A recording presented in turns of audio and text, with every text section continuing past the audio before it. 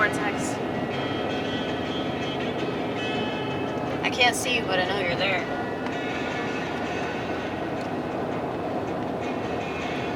The vortex is a lot like God.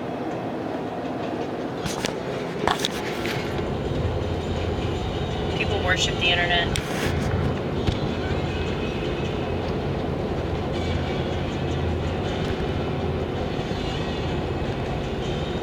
I mean, I guess you can prove that the internet's real, but it's completely taken over the world. And I remember back in 1991, I was 6 years old.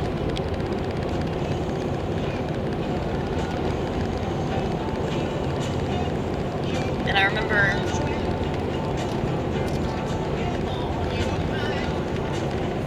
thinking that it was not going to be a positive thing for society. Like, anytime some new invention comes out, I'm like, what the fuck is this? You know?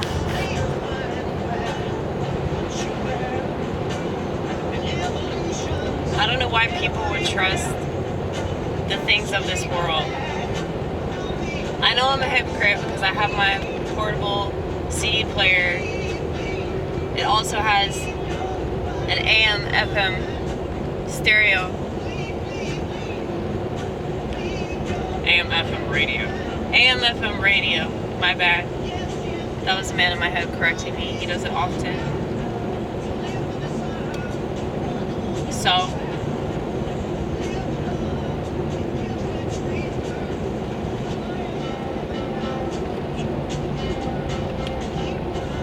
it's so weird to think about, like, all the things that people run away from. And isn't it kind of poetic justice, the fact that this whole country is mentally ill now? So it's like, they spent all this time denying the existence of mental illness. They spent all this time, like, running away. That's right. It's like my camcorder is trying to run away from me because it doesn't want me to talk about this.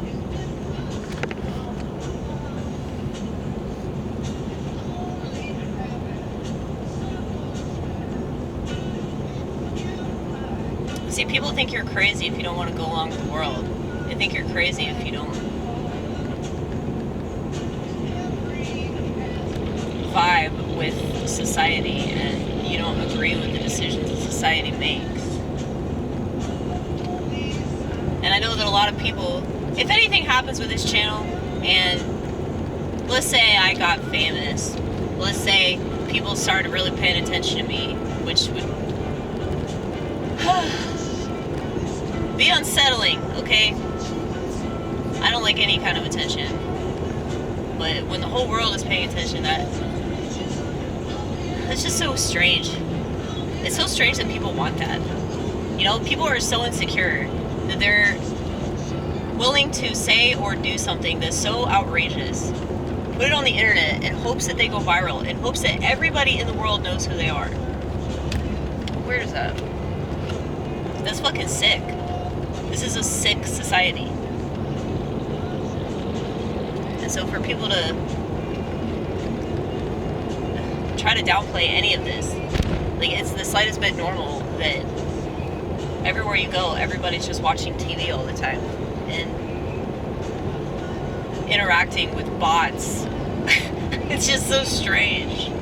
Like, whenever I say these things out loud, I can't help but laugh because it's just so ridiculous that anybody expects anything to be taken seriously. When y'all live in a fake world and you think that you're so amazing because you have conversations with other people.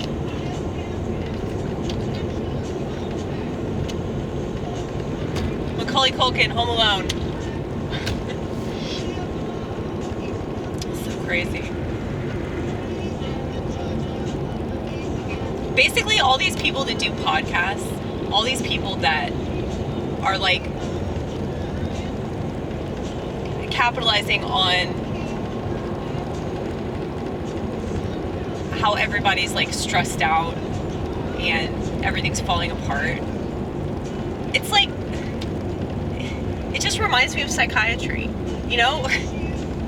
So because people don't want to deal with their shit, they don't want to face their own personal trauma, they don't want to ask themselves the question, why am I insecure? Why is it so hard for me to wake up and get out of bed and go to work? I mean, here's the thing. Life fucking sucks. Sometimes. It does. And there's certain aspects of it that do not get better at all. And I'm so tired of people acting like that's not true. Okay? Have you ever taken a really painful shit? You're not gonna stop doing that.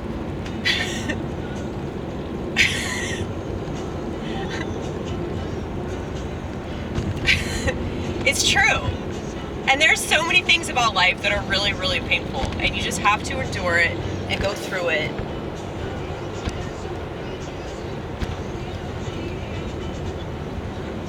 And I'm not saying that to be vulgar or to put some grotesque image in your mind. I'm saying that because it's just true shit. Literally. Ooh. Some shits are more painful than others. And just like some days are really awesome and some days really suck. And you'll meet some people that are just awesome, and then you'll meet other people that are terrible. But most people that you meet are going to be mediocre, okay? But the thing is, I feel like people just can't accept the fact that life is not whatever the kinds of people that make travel brochures, like, it's not that. Like, that's not what it is. But that's what they expect. Because everything's so commercialized. And when everything's commercialized, you know, you can't possibly be satisfied with anything. Because it's all fake. So that's why I say, like, all these people doing podcasts and shit, like, they're not really helping people. Unless those people that watch their podcasts actually apply the things that they're talking about and go out and do something, you know? But unfortunately, I feel like most people... There's a motorcycle in front of me.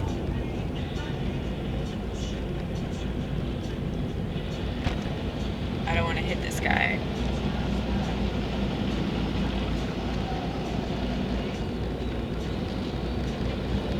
But yeah, it's like...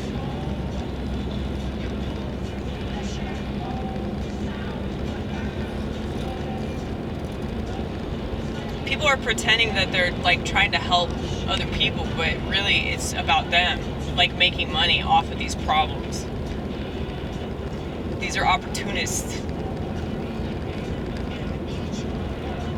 Grifting opportunists that don't actually give a shit about anything. They're just saying whatever they think is gonna get people's feathers all riled up. Ruffled people's feathers, that's right. They're saying whatever they can to ruffle people's feathers. They're saying whatever they can to, you know, get attention. But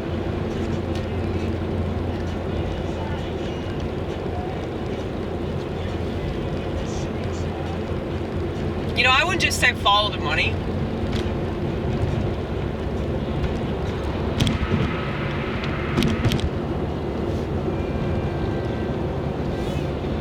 I would say follow,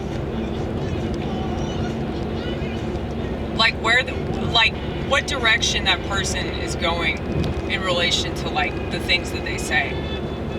Because there are plenty of people that I've agreed with over the years.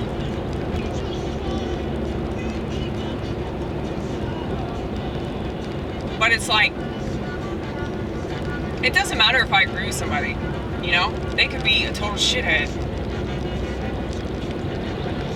who's using their money to do something really terrible. Or maybe they're just totally selfish and I happen to agree with them on something. Well, it's like,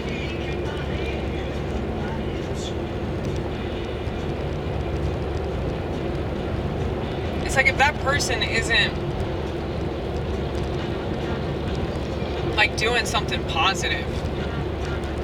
Because, you know, there's so much shit talk on Twitter. There's so much shit talk in general, you know? The internet is just an extension of what this already is, okay? Fake.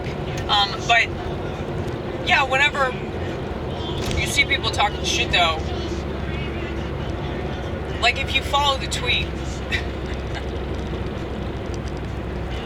if you look at the feed, and you see, like, the conversations, or, like, all the people that get so pissed off about it, you can tell, okay, this person's just, like, you know, saying stuff to piss people off.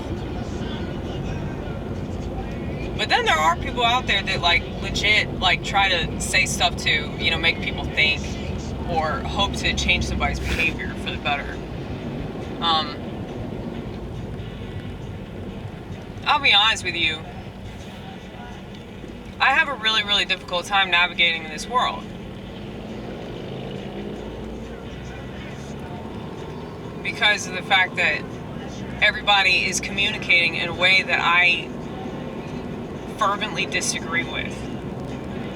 I mean, I just hate it so much, man. It's like, I don't know how anybody could possibly enjoy tweeting and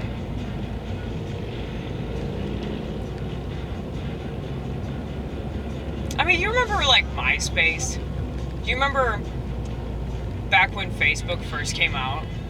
It was, like, so fucking innocent, dude. It was just people talking to other people.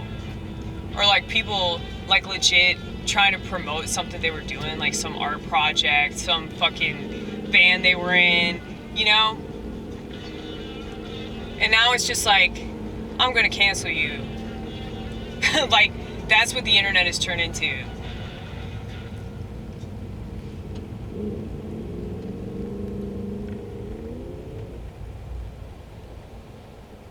And it's like the same types of people that say they're against cancel culture are the ones that they think that if they just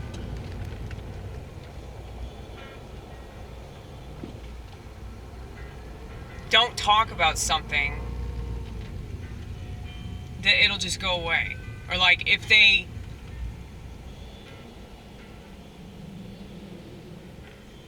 pretend that that person's experience isn't valid, and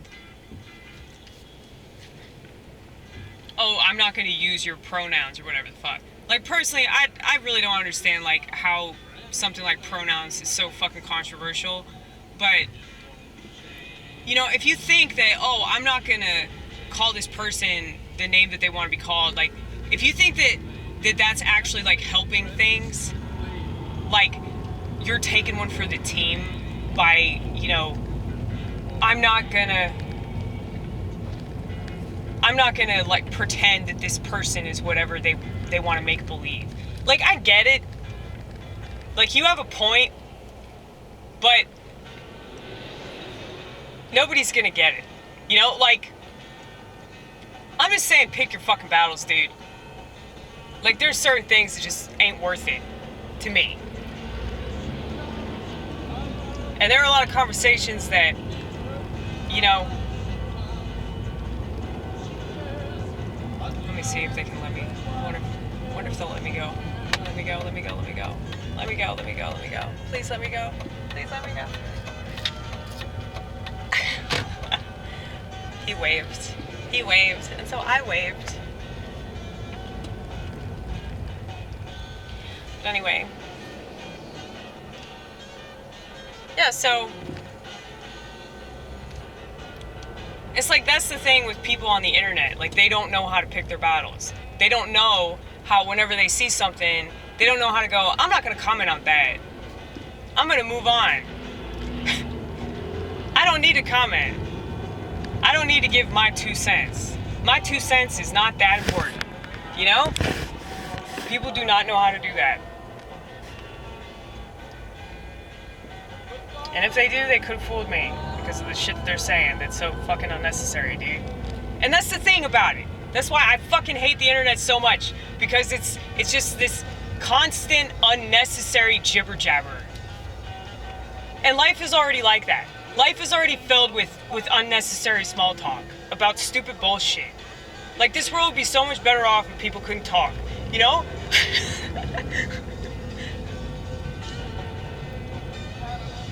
But I gotta say, like, you know, when talking is so extreme, like just saying words is like,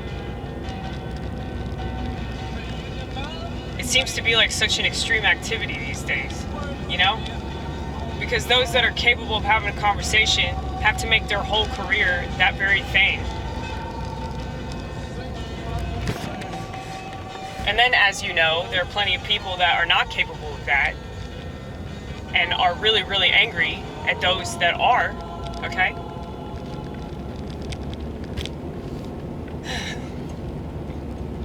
I know that I'm very necessary right now. Like, I know that my existence is good.